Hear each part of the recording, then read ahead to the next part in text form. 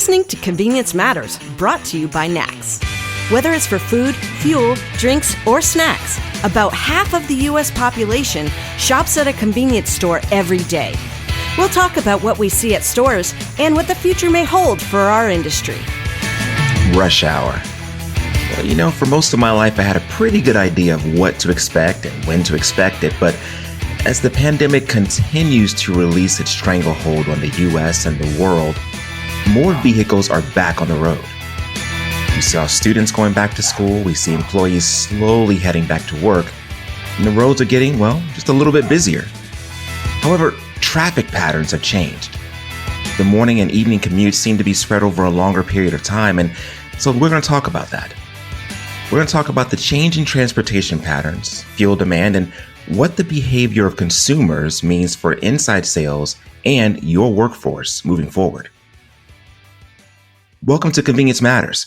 I'm Donovan Woods with the Fuels Institute and NACS, and I'm joined today by Chris Blasinsky with NACS. Happy to have you here, Chris. And also, Chris Blasinsky, we are joined by our colleague, Christopher Rapanick. He's the Director of Business Development with NACS, and his team handles the premier benchmarking tool, and one that I really like that's very comprehensive in its collection of data and trends that really every convenience retailer and those associated with the industry should have in their hands. And that's the NACS State of the Industry Report.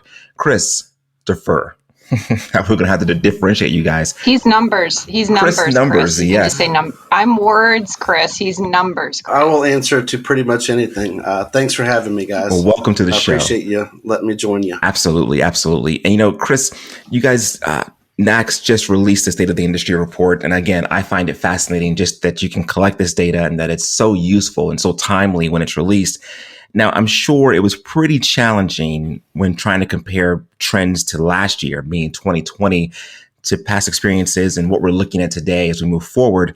So from your point of view, what was that experience like? And what did you see in the data as the country shut down? And honestly, just give us some, behind the scenes. How did you guys actually pull this off? Sure. So the SOI is essentially all retailer driven. So it comes directly from essentially the retailer's financial reports. So as things kind of progressed, as people realized that the pandemic was going to be a real thing, it was probably just one of those like perfect storm situations where kind of everything we expected to see in the data happened. I don't believe that there's ever been a national disruption like we had for COVID. Typically, if you see this type of disruption, it's for a hurricane or a snowstorm or something like that. So it's relatively regional. So this is the first time that we've ever seen national data be affected by something like this. And to be honest with you, while I'm a lover of the data, it was very disheartening to see, how things began to be affected, the last half of March and into especially the second quarter of 2020. All of those things that we were most afraid of kind of happened and cut the lifeblood off of the industry really with inside sales and transactions declining at a super huge rate. So it was definitely one of those things that you'd love to see the data line up. It was too bad that it was all kind of negative. Yeah, I think two words ring out when we talk about 2020, and that's demand destruction, especially when it comes to retail fueling. You and I, we had many conversations early on because we, were paying attention to the numbers and seeing how bad things were getting. I mean, some stores were 75% less volume. Wow. It was scary. I mean, it was really a nerve-wracking time. Fortunately, the industry did start to bounce back towards the end of the year.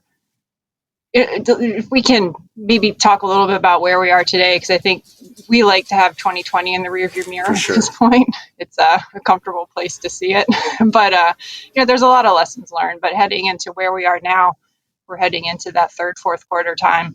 What do things look like now? Like how have we bounced back? So first, kind of an angle on that question, and kind of back to what Donovan mentioned. I think the general practice has been people just kind of tossed out 2020 and are comparing 21 to 19, and those comparisons are starting to line up a little bit better than they had. But with that being said, if you want to kind of look at those numbers, 21 versus 20, as you probably would expect when we got through that second half of March and things started kind of kicking in April, it's unbelievable. I mean, the CSX sample is showing us, double-digit increases in food service. In some cases, a couple of the days I've seen triple-digit increases in fuel sales. And, typically the general response is that, well, of course, it's a lot better because April of 2020 was just so bad. And that's definitely the case. But, the idea, I believe, for this industry is going to be from April until July. And that's kind of going to be where we determine how this year looks. If we're able to deliver, and when I say we, I mean retailers, not me personally, but if the industry is able to deliver, these kinds of gains that we're seeing in April and now early May, which is the most recent data set we have available in CSX, then I believe that the year is going to be good.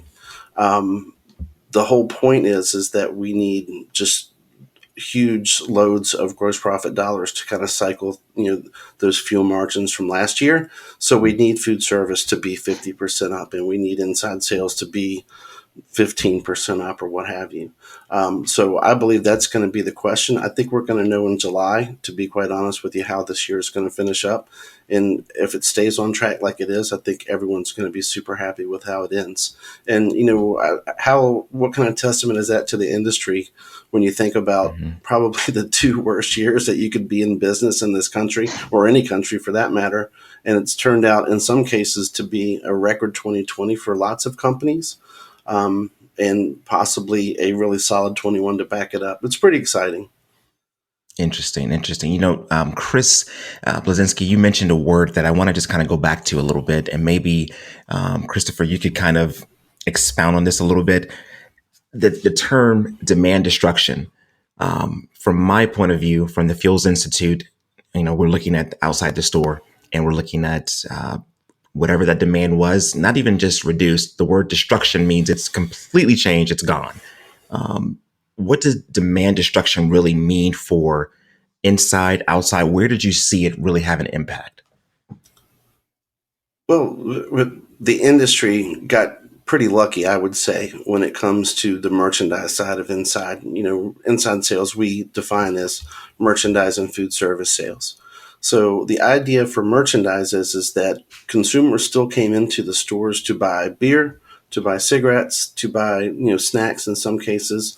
Also, though, to buy, bleach or soap or, masks for that matter, because in some cases, convenience stores were the only place that had them. And in other places or in other situations, people didn't want to go to a grocery store and stand in line, or go to a big box store and find that, they were out of all of the things that they needed anyway. So the industry benefited in that fact that, people bought larger packs of beer than they might normally buy. They bought more like take home things, and that kind of worked out well as far as merchandise goes.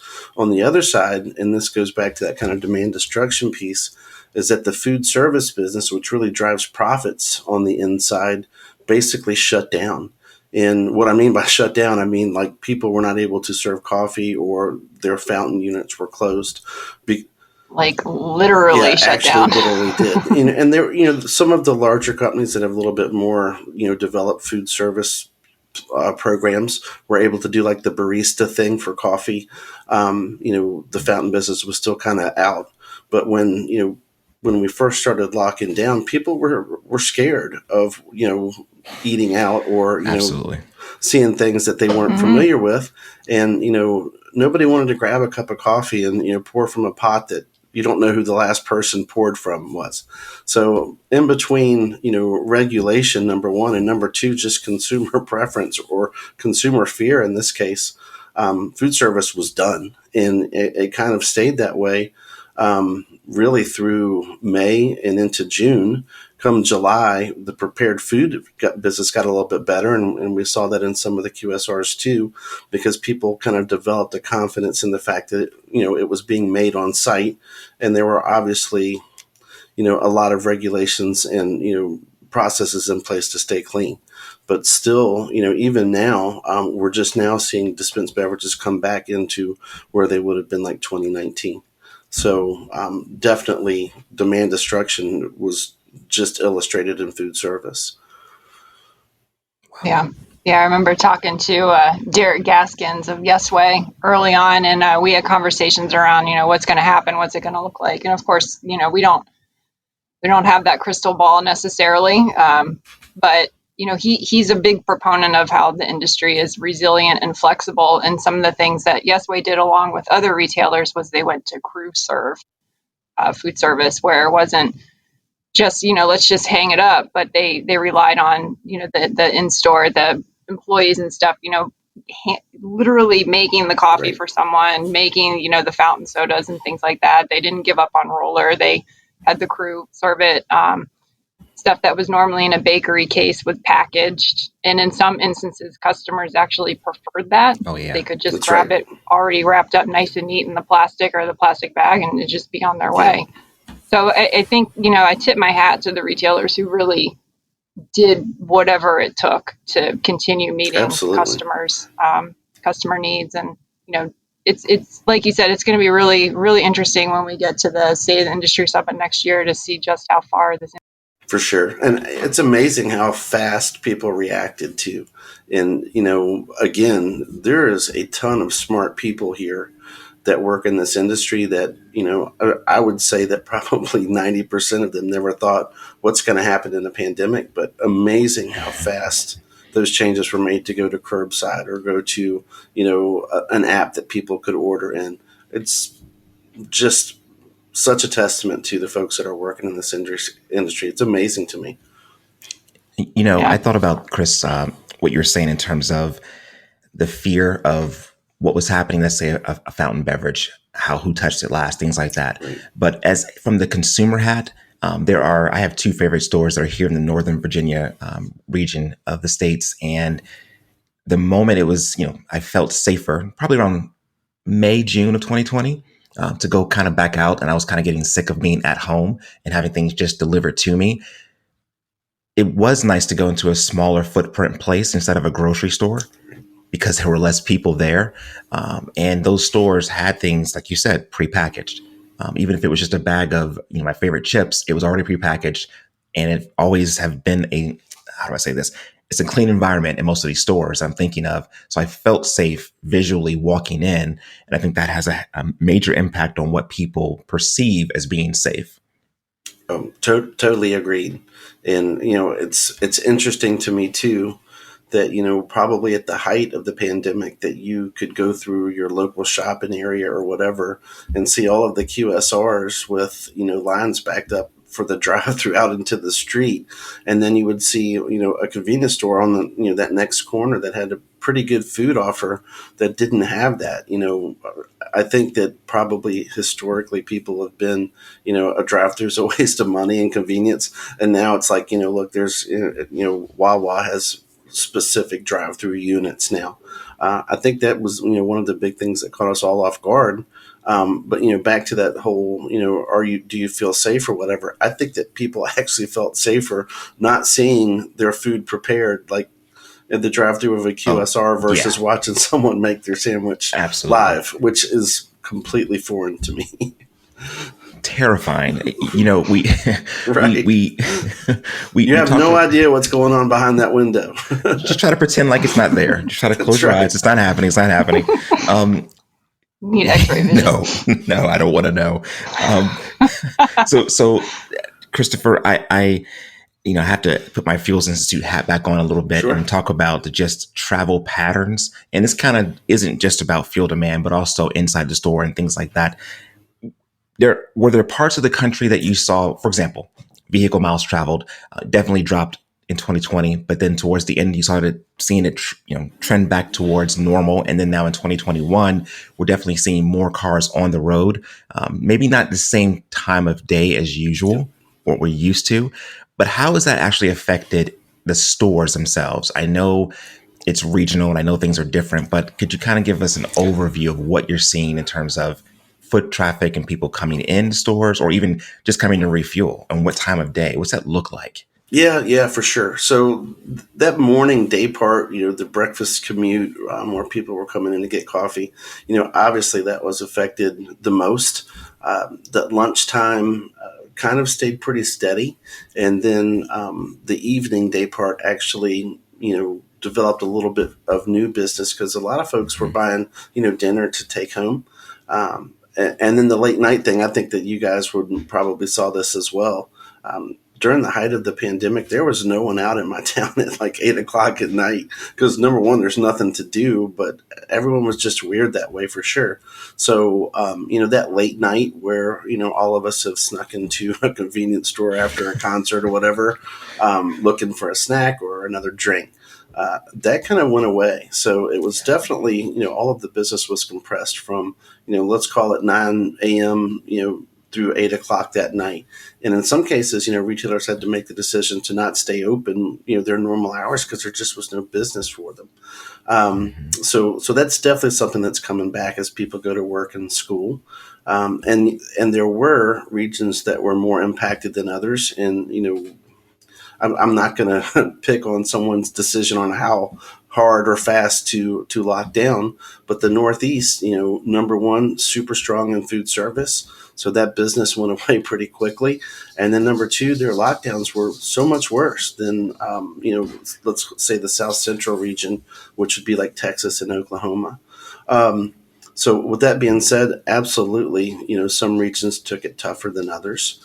If you look at the West, a lot of the business in the West is fuel gallons. And, those guys definitely were locked down pretty hard. So it was just like devoid of any business. And those guys out West really struggled.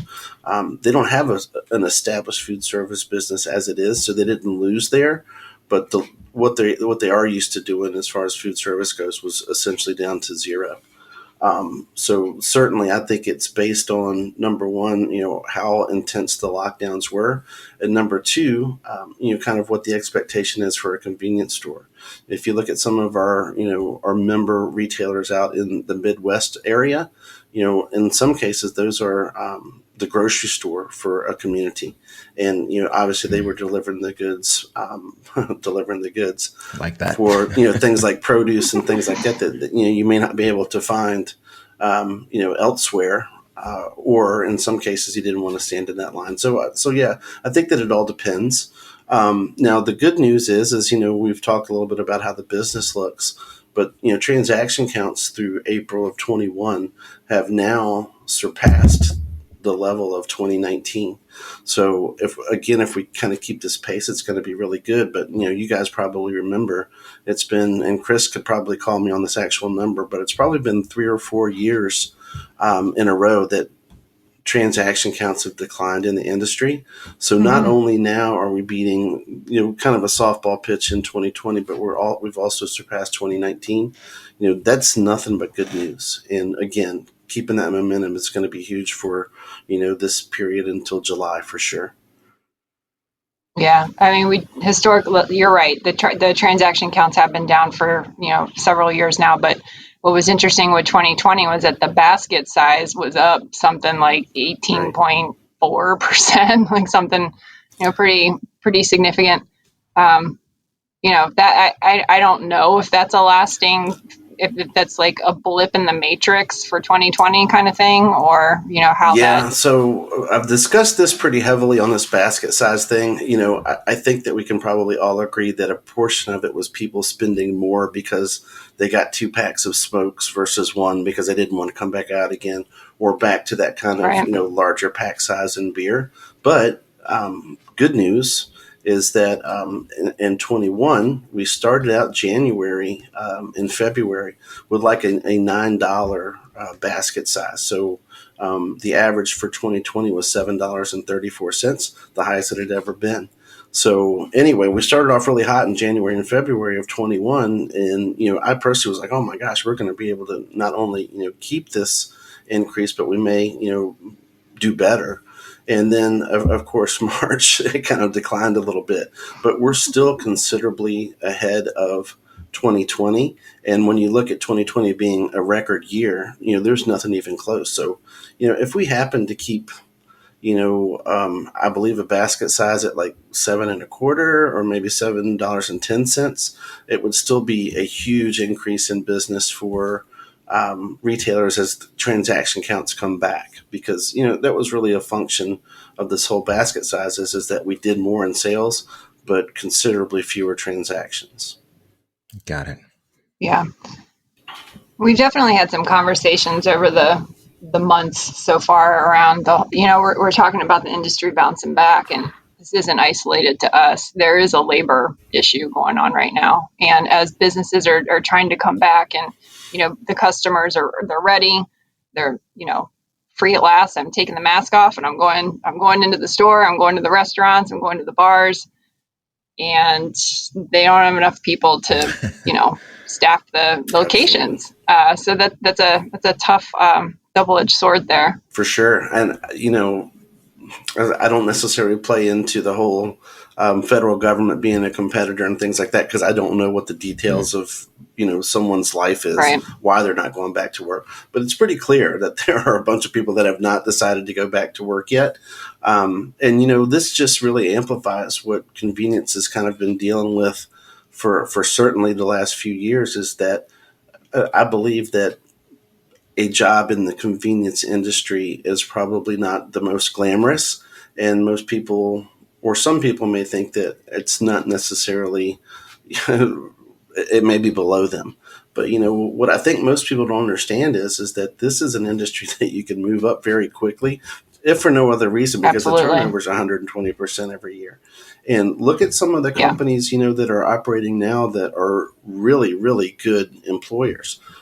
Sheets, or say a Cumberland Farms. Those guys, appear regularly in, the top places to work kind of surveys or polls. How awesome is it that someone, starts work at Quick Trip and retires there? It's amazing to me.